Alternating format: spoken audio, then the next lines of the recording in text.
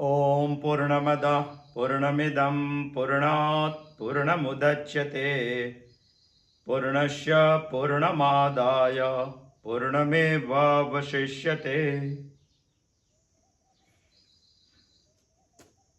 हमारी हजारों माँ जैसा प्रेम करने वाली हमारी एक श्रुति माँ है, वो है ईशावास्य उपनिषद। वही उपनिषद के बारे में हम सोच रहे हैं। ईशावास्य उपनिषद का 12वां मंत्र का अभी हम चिंतन कर रहे हैं। अंदन्तमः प्रवेशन्ति ये संभूते मुपासते ततो भूय इव ते तमो यौ संभूत्यान्रता। इसमें हमें ईशावास्य उपनिषद बता रही है, असंभूति की उपासना करने वाले लोग घोर अंधकार में चले जाते हैं और संभूति की उपासना करने वाले लोग जैसे कि इससे भी ज्यादा घोर अंधकार में प्रवेश करते हैं। मैंने दो बात ईशावास्य उपनिषद ने यहां बताई, जैसे 9वें मंत्र में हमें बताई थी विद्या और अविद्या के बारे में, वैसे यहां संभूति और असंभूति के बारे में बात बताई है। असंभूति की उपासना करने वाले लोग घोर अंधकार में चले जाते हैं, मगर संभूति की उपासना करने वाले लोग इससे भी ज्यादा घोर अंधकार में चले जाएंगे। ये बात हमें समझनी पड़ेगी, क्योंकि हमारे हित के लिए, हमारे कल्याण के लिए, हमारे विकास के लिए, हमारी उन्नति के लिए ईशावास्य उपनिषद हमें ये बता रही है। इसमें पहला शब्द है, ये बात हम क्रमशः ही समझते हैं। पहला शब्द है संभूति। समझने का हमने पहले प्रयत्न किया था। भू धातु से बना हुआ ये शब्द है। भव माने उत्पत्ति। इसी ढंग से हम जो इसका अर्थ निकालेंगे तो ये होता है सम्यक भवान।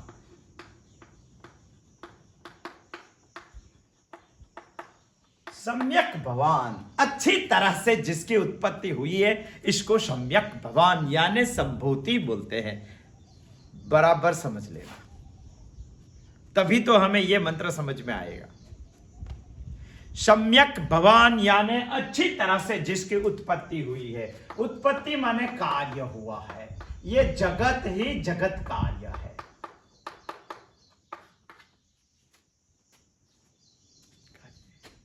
प्रथम कार्य है जगत, जिसको हम हिरण्यगर्भ भी बोल सकते हैं। हम संभूति का अर्थ निकाल रहे हैं। हमें समझता है संभूति और असंभूति। बहुत विवरण से हमने गत बुधवार को सोचा था। संभूति माने व्याकृत पदार्थ, व्यक्त, इंद्रिय गोचर, प्रत्यक्ष, ये सब शब्द हमने गत बुधवार को समझ में आए थे। व्यस्ति, दूसरे अर्थ में बोलेंगे तो इसको विद्या भी बोल सकते हैं, जगत भी बोल सकते हैं। जगत कार्य संभूति किसको बोलते हैं? अभी हमें यह बात समझनी पड़ेगी कि संभूति की उपासना क्या है।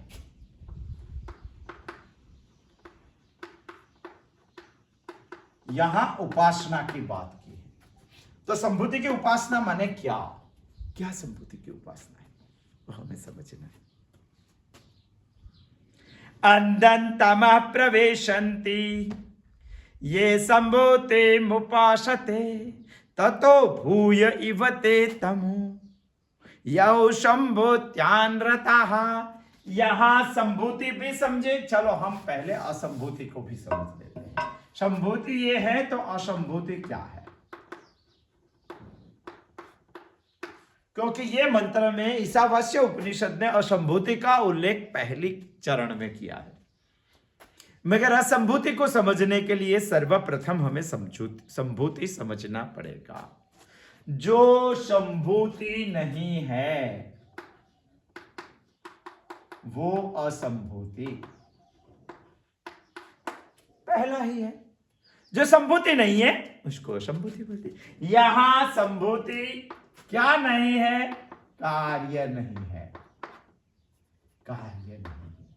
संभूति क्या नहीं है? इंद्रिय गोचर नहीं है। संभूति क्या नहीं है? व्याकृत नहीं है। संभूति क्या नहीं है? व्यक्त नहीं है। संभूति क्या नहीं है? व्यस्त नहीं है, व्यष्टि नहीं है। संभूति क्या है? संभूति प्रत्यक्ष नहीं है। संभूति क्या है? असंभूति क्या है? जगत नहीं। जो संभूति नहीं है उसी को ही हम असंभूति बोलेंगे। जो संभूति व्यक्त है, व्याकृत है, इंद्रिय गोचर है, प्रत्यक्ष है, व्यष्टि है, समस्त जगत है, हिरण्यगर्भ है, वो सब नहीं है, इसी को ही हम असंभूति बोलेंगे। माने इसको समझना है तो जो कार्य नहीं है माने वो कारण है। जो इंद्रिय गोचर नहीं है इसको हम अतीन्द्रिय बोल सकते हैं। जो व्याकृत नहीं है इसको हम अव्याकृत बोलते हैं। जो व्यक्त नहीं है इसको हम अव्यक्त बोलते हैं। जो व्यष्टि नहीं है उसको हम समष्टि बोलते हैं। जो प्रत्यक्ष नहीं है इसको हम अप्रत्यक्ष बोलते हैं। और जो जगत नहीं है उसी को ही हम जगदीश बोलते हैं। वह समझ में संदर्भ अर्थ हम जो समझ लेंगे तो संभूति को समझेंगे तो असंभूति को भी समझ ही लेंगे। मगर हमें यह समझना है कि असंभूति की उपासना माने क्या।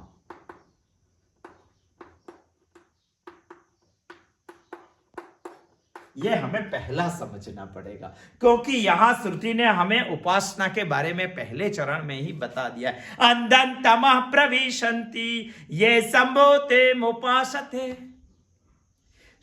असंभूति की उपासना करने वाले लोग घोर अंधकार में चले जाएंगे, ऐसा उपनिषद हमें 12वें मंत्र में बता रही है। असंभूति की उपासना माने क्या? असंभूति की उपासना के बारे में हम सोचेंगे तो उसमें पहला एक कारण है सर्वचित्त वृत्ति निरोधः।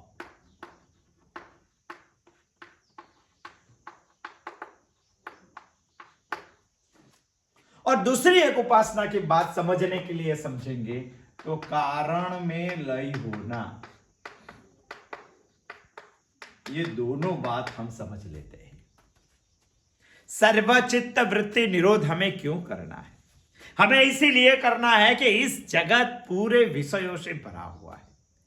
ये विषयों को हमारा मन पकड़ता है और पकड़ता है तभी उसको इच्छा होती है, सफलता आती है, निष्फलता आती है, राग आता है, द्वेष आता है, राग द्वेषी मन हो जाता है और मन उद्विग्न हो जाता है और मन दुखी हो जाता है। हमें मन को दुखी नहीं करना है, मन से हमें सुखी होना है। तो क्या करना? बतका हुआ इस जगत के सभी विषयों में बतका हुआ मन को हमें अटकाना पड़ेगा, रोकना पड़ेगा और इसके लिए हमें चित्त वृत्ति निरोध करना ही पड़ेगा। आई बात समझ में? यह पूरा जगत तो विषयों से भरा हुआ है और हमारा मन सभी विषय को पकड़ता है, इंद्रियों को लेके पकड़ता है और पकड़ने के बाद उसको इच्छा होती है, कृति होती है, सफल होता है, निष्फल होता है, राग होता है, द्वेष होता है, उद्विग्न हो जाता है, दुखी हो जाता है। इस सब में से मुक्त होने के लिए हमें भटकता हुआ मन को सिर्फ एक जगह पे टिकाना पड़ेगा और टिकाने के लिए सर्वचित्त वृत्ति निरोध हमें करना पड़ेगा। मगर ये करने से पहले हमारे मन को हमें एक बात सही ढंग से बहुत मजबूतता पूर्वक दृढ़ीकरण से स्पष्टीकरण करना पड़ेगा। एक बात का, कौन सी बात का? यह हमारे मन को समझ में आ जानी चाहिए। ये बात है कि इस संसार का जो विषय है, सभी जो विषयों है इस संसार विषयों से जो बना हुआ है इस जगत, ये विषयों का मूल कारण इंद्रिय है।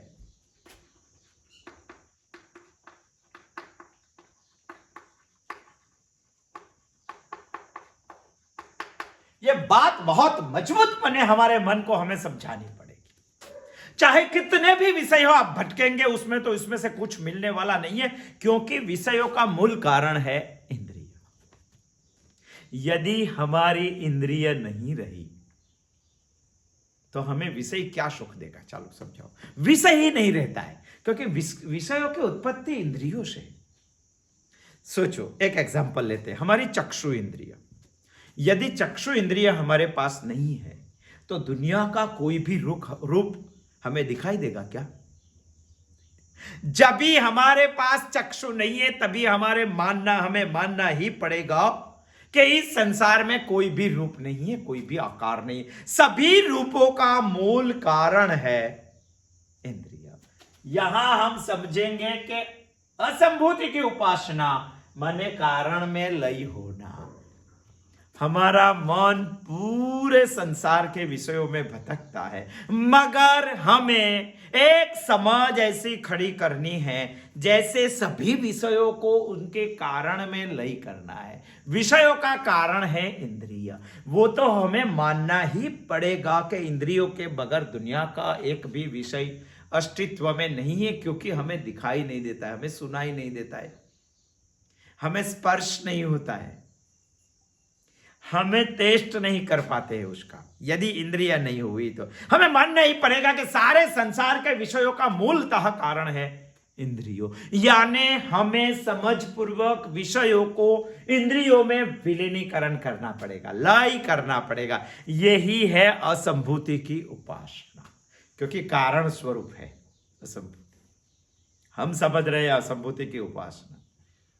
यहां तो बताया है ये संभूतिम उपासते, ये असंभूतिम उपासते, अंधन्तमः प्रवेशन्ति ये असंभूतिम उपासते। सुनना पड़ेगा, विषयों को इंद्रियों में लय करना पड़ेगा, मगर इंद्रिय भी स्वतंत्र नहीं है, इंद्रियों का भी कारण है, इंद्रियों का भी एक मूलतः कारण है जिसमें से उनकी उत्पत्ति हुई है, जिसको हम मन या पंच महाभूत बोलेंगे। हमें आगे भी समझना पड़ेगा कि सारे दुनिया के विषयों को इंद्रियों में लय करना है, क्योंकि उसकी उत्पत्ति वहां से ही हुई है। इंद्रियों के बगैर विषयों का कोई अस्तित्व नहीं है। बात हमें समझ में आ गई, मगर हमें इंद्रियों पे अटकना नहीं है, क्योंकि इंद्रिया का भी मूलतः कारण मन है, पंच महाभूत है, वहां से उनकी उत्पत्ति हुई है। बहुत पंचीकरण और अपंचीकरण का बहुत बड़ा विषय है। जैसे चक्षु इंद्रिय की उत्पत्ति अग्नि महाभूत से हुई है, रूप की भी अग्नि महाभूत से, वैसे सभी इंद्रियों की उत्पत्ति पंच महाभूत से हुई है, जिसको हम मन भी कह सकते हैं। यदि उसमें से उत्पत्ति हुई है तो इसको हमें इसमें लय करना पड़ेगा, वही है असंभूति की उपासना। मगर हमारा मन भी संपूर्ण स्वतंत्र नहीं है, इसका भी एक मूलतः कारण है। वो कारण हमें समझ में आना चाहिए। जैसे जैसे समझ की सूक्ष्मता की ओर जाएंगे तभी तभी हमें कार्य का कारण समझ में आएगा। कार्य का कारण समझ में आएगा तभी हमें वही कार्य को कारण में लय करना है। जो लय करना है उसी को ही हम असंभूति की उपासना बोलते हैं।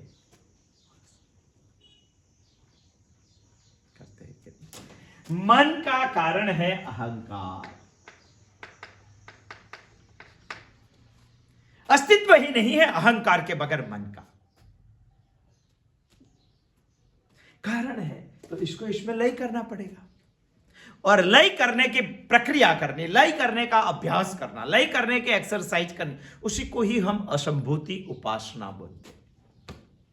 मगर अहंकार भी अंतिम अस्तित्व नहीं है, वो तो अंतःकरण की एक वृत्ति है, माने इसका कारण है महत्त्व।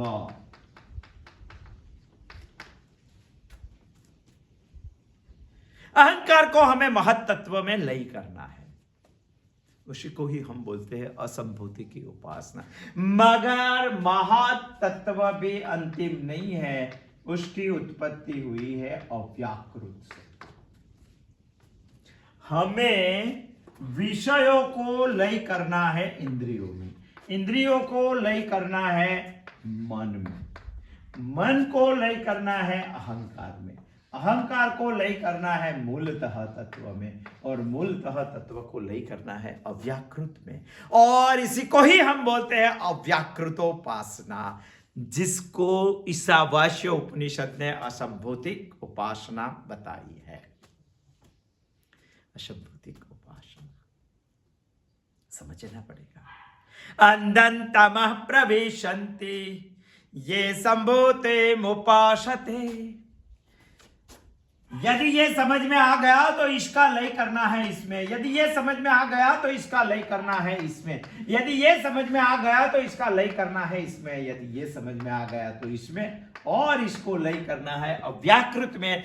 वहां तक की सूक्ष्मता लाके लाके लाके लाके हम इनको इसमें, इनको इसमें, इनको इसमें लय करते जाएंगे। इसको ही बोलते हैं असंभूतिक उपासना। आप बोल रहे हैं कि बहुत बड़ा विषय है, वो हमें कुछ काम का नहीं। क्यों काम का नहीं है? हमें वहां पहुंचना है, जन्म जन्मांतर के बाद भी वहां पहुंचना है, तो हमें काम का है।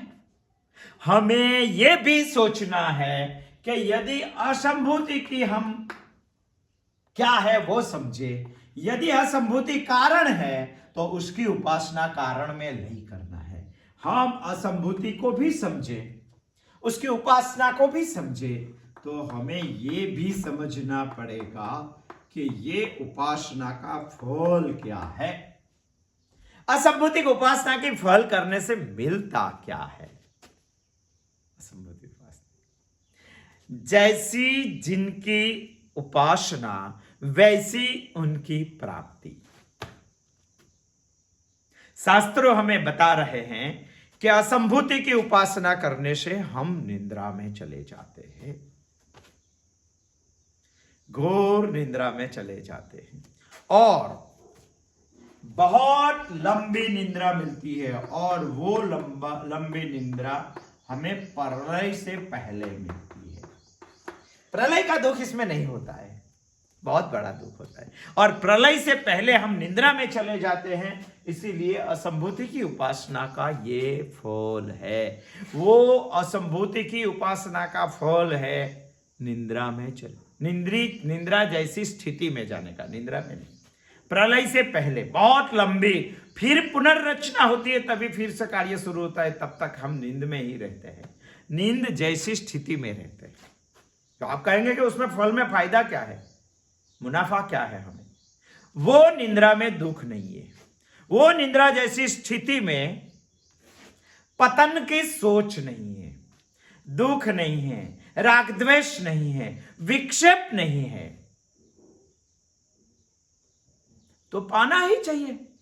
तो प्रश्न यहां यह खड़ा होता है कि ऐसा फल होता है, तो उपनिषद ने बताया कि वैसे लोग अंधकार में जाते हैं, वैसा क्यों? हम असंभूति की उपासना से निद्रा जैसी स्थिति में चले जाते हैं, मगर उसमें ज्ञान, जिसको अंतिम ज्ञान बोलते हैं, आत्मज्ञान मानते हैं, वो नहीं है। और आत्मज्ञान पाने का जो साधन हमने अंतरंग और बहिरंग सोचे थे श्रीमद् भगवत गीता में, वो साधन की प्राप्ति भी नहीं है। इसीलिए ईशावास्य उपनिषद हमारी जो मां है वो हमें बता रही है, अंधन्तमः प्रविशन्ति ये संभूते मुपासते। असंभूति की उपासना करने वाले लोग निद्रा में चले जाएंगे। सोचना पड़ेगा। वैसे तो ज्ञान और ज्ञान के साधन न मिलने से होता है, तो हमें यह उपासना ही नहीं करनी है। कई लोग बोलते हैं यदि आप असंभूति की उपासना नहीं करेंगे तो आपको जगत दिखाई देगा, यदि जगत दिखाई दिया तो उसमें इच्छा होगी, विषय दिखेंगे, विषय दिखाई दिया तो इच्छा होगी, इच्छा होगी तो सफलता और निष्फलता होगी, यदि सफलता और निष्फलता होगी तो राग और द्वेष होगा। यदि राग और द्वेष होगा तो आप उद्विग्न हो जाएंगे। यदि उद्विग्न हो जाएंगे तो फिर से आप दुखी हो जाएंगे। ये तो करना ही है, इसका फल मुझे समझना भी है, और इसके फल में दोष जो है वो भी मुझे समझना है।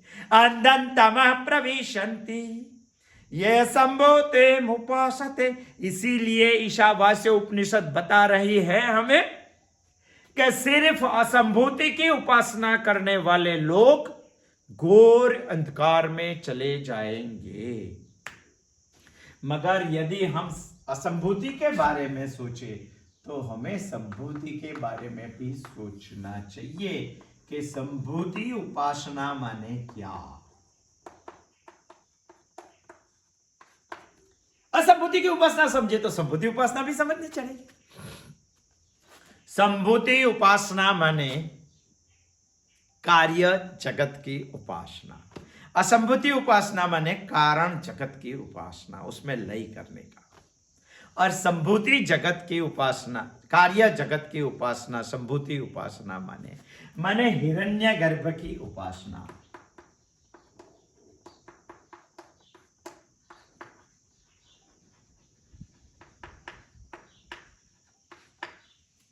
जैसे हमारा शरीर है तो शरीर में एक अहम भावना होती है, मेरा शरीर है, उसके ऊपर मेरा प्रभुत्व चलता है। मैं सोचता हूं तभी हाथ खड़ा करता हूं, मैं बोलूंगा वैसा है, वो मेरी शक्ति है, मेरी सत्ता है, ये मेरी संपत्ति है। ऐसा तय करने वाला एक अभिमानी तत्व है जो शरीर के साथ जुड़ा है, जिसको हम जीव बोलते हैं। पूरे जगत को, पूरे संसार को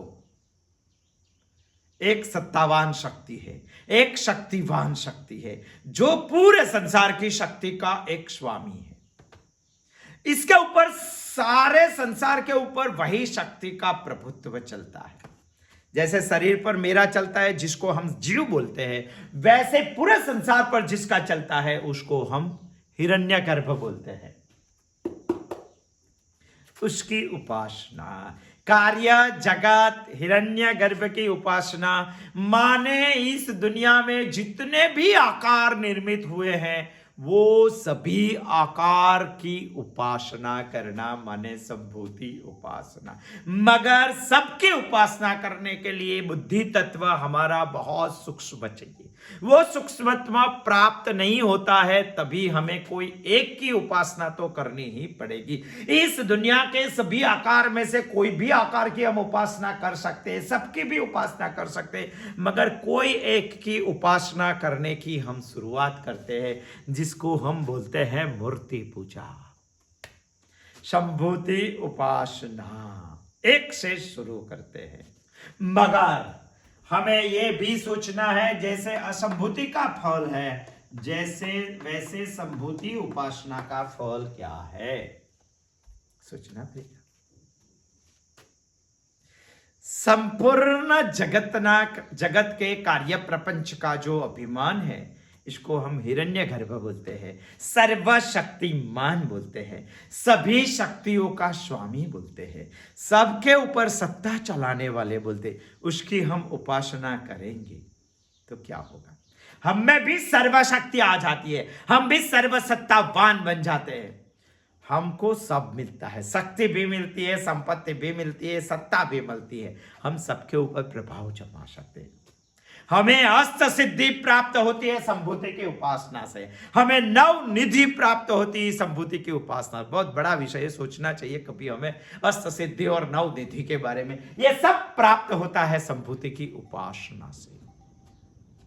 संभूति की उपासना फल है, इसका फल है, क्योंकि जो पुरुषोक्त हम बोलते हैं वही उपासना का गान किया हुआ है। पुरुषोक्त हिरण्यगर्भ की उपासना है। सहस्त्र शीर्षा पुरुषा सहस्त्राक्ष सहस्त्र पादो। कैसा भगवान है, सहस्त्र शीर्ष वाला है। सॉरी, हिरण्यगर्भ कैसा है, यहां ईश्वर शब्द भी मान लेते हैं, मगर ईशावास्य उपनिषद में ईश्वर शब्द कोई अलग ढंग से हमें बताया, इसलिए हम यहां हिरण्यगर्भ शब्द का प्रयोग कर रहे हैं। सहस्त्र शीर्षा है वो, सहस्त्र, आप बोल रहे हैं कि सहस्त्र शीर्षा मैंने 1,00,000 शीर्षा तो नहीं है, करोड़ से वही है। सहस्त्र शीर्षा तभी बताया था, अभी आज बताना है तो अबज शीर्षा बताना पड़ेगा, गिनती भी वैसे होती है। अनंत शीर्षा, ये बात हमें सोच लेनी चाहिए। सहस्त्र शीर्षा आप बताए कि वैसा नहीं, वैसा ही है, नहीं तो सहस्त्राक्ष बताया। यदि सहस्त्र शीर्षा होता तो एक शीर्ष को 2 आंख होती है, तो सहस्त्राक्ष होना चाहिए। यहां तो सहस्त्राक्ष बताया है, पुरुषोक्त में सहस्त्र पादव बताया है, 1000 पग वाला बताया है, उसमें तो 2000 पग वाला यदि सहस्त्र शीर्षा पहले बता दिया तो द्विसहस्त्राक्ष और द्विसहस्त्र पादों बताना चाहिए। ये नहीं बताया है, इसीलिए हमें मानना चाहिए सहस्त्र शीर्षा माने अनंत शीश जैसा है जिनका है, अनंत हाथ जिनके है, 1000 शीर्ष वाला है और इसमें 1000 ही आंख बताई तो अंधा होगा एक आंख से सब, और सहस्त्र पादों बताया यानी 1000 ही पग बताए तो पंगु होगा। ऐसा तो हिरण्यगर्भ नहीं है, और उसी हिरण्यगर्भ की यदि उपासना हम करेंगे तो क्या होगा, बहुत शक्ति हमें मिलेगी, बहुत शक्ति। मगर प्रश्न ये खड़ा होता है, यदि हिरण्यगर्भ से हमें सर्वशक्तिमान हो जाते हैं तो हम अंधकार में क्यों जाते हैं? श्रुति तो हमने बताया, ततो भूय इवते तमो यौ संभूत्यान रताः। संभूति की उपासना करने वाले लोग भी ज्यादा घोर अंधकार में चले जाएंगे। हमें प्रश्न ये होता है, संभूति माने हिरण्यगर्भ, पूरे कार्य जगत का, कार्य प्रपंच का अभिमानी तत्व, इसकी यदि हमने उपासना की है, इसका फल हमें इसकी उपासना के जैसी शक्ति, कार्य शक्ति, सत्ता और प्रभाव हमें मिलता है, तो हम अंधकार में क्यों जाते हैं? क्योंकि ईशावास्य उपनिषद हमें बता रहा है, यौ संभूत्यान रताः, संभूति की रत करने वाले, उपासना करने वाले लोग भी घोर अंधकार में चले जाएंगे। उपासना और ज्ञान 2 चीज अलग है। उपासना माने हम क्यों जाते हैं वही समझ रहे हैं। उपासना माने भावना, हमें भावना का फल मिल जाता है। कोई पत्थर को हम शिवलिंग बनाते हैं तो हमारी भावना है ये पत्थर शिवलिंग है, मगर हमें ज्ञान नहीं, पक्का ज्ञान नहीं है हमें। कोई मूर्ति की हम पूजा कर रहे हैं तो मूर्ति ईश्वर है ऐसी हमारी भावना है, मगर पक्का ज्ञान नहीं है। हम हिरण्यगर्भ की उपासना कर रहे हैं, इसका ज्ञान नहीं है, हमें ज्ञान नहीं होता है। उपासना माने भावना, और भावना का फल हमें मिल जाता है, इसीलिए हमें ज्ञान नहीं है, इसीलिए हम अंधकार में चले जाते हैं। हम हिरण्यगर्भ की उपासना करते हैं तभी भी इस जगत में हमारी सत्य बुद्धि जीवित है। सत्य बुद्धि माने इस दुनिया के सारे पदार्थ सत्य है ऐसा बुद्धि में दृढ़ होना। यह हमारी सत्य बुद्धि जीवित है तो तब तक हिरण्यगर्भ की उपासना से, संभूति की उपासना से, व्याकृत की उपासना से हम अंधकार में जाएंगे ही। व्यष्टि भाव हमारा छूटता नहीं है। संभूति की उपासना माने व्यष्टि भाव से जुड़ना, असंभूति की उपासना माने समष्टि भाव से जुड़ना। संभूति की उपासना माने कोई एक आकार को आकार मान लेना, असंभूति की उपासना माने निराकार को समझना। आकार को आकार मान लिया माने आपका व्यष्टि भाव छूटता नहीं है। यदि व्यष्टि भाव आपका छूटेगा नहीं तो आप घोर अंधकार में चले जाएंगे। मगर यहां प्रश्न ये है कि असंभूति वाले लोग असंभूति से ज्यादा घोर अंधकार में